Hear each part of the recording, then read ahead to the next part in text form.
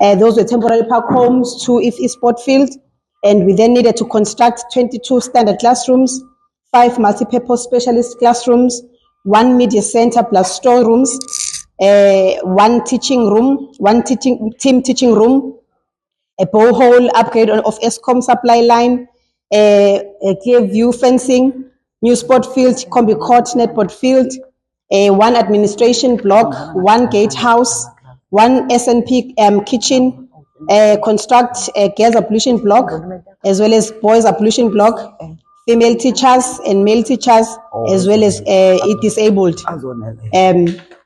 Then coming to project data, the contract amount which contractor was awarded at was 50,878,557.88. But based on the variation orders that we had due to a number of issues, we've got VO1 up to 5 approved, which together with escalation takes our project value to now 69,346,118.24. Okay, current progress, I know there is interest by the Department of Education. We are actually at 90% complete. Expenditure to date, excluding retention, is at 59 million. That is just for the contractor. And for the consultants, we are at 8,836,000. The initial contractual practical completion was due on 14 January.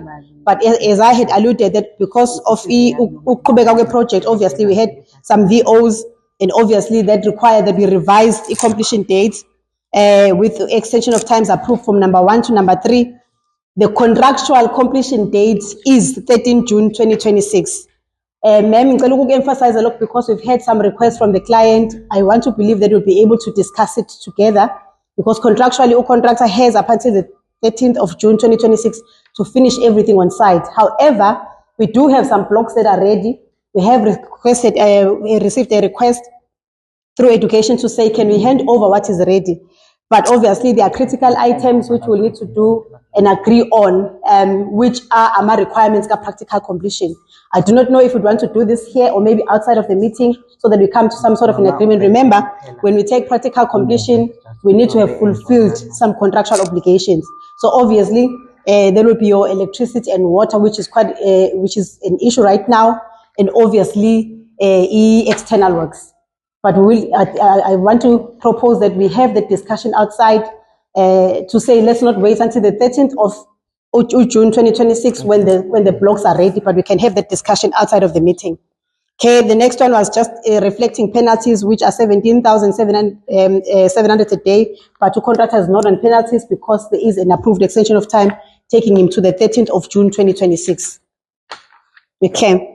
Then, if I can move. Okay, sorry. The classroom. How many? The classroom that you wanted to practical handoff. How many are they?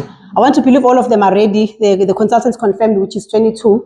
And the only issue is that there are blocks which are affected by electricity and water. Those are the ones which I would really request that we go through them, and education can then say are they comfortable or not, and then what plans can be made. Okay. Yeah. Thank you, Chair. The rest of the information would be obviously your EPWP stats and the labor, which has been appointed on site. Obviously, labor coming from Ward 7. There is a CLO, Mr. Makoba. And then I can take you through the EPWP stats. Our overall target was 30. Women employed to date, 2. Women youth employed to date, 5. Male employed to date, 12. Male youth employed to date, 11. And 0 under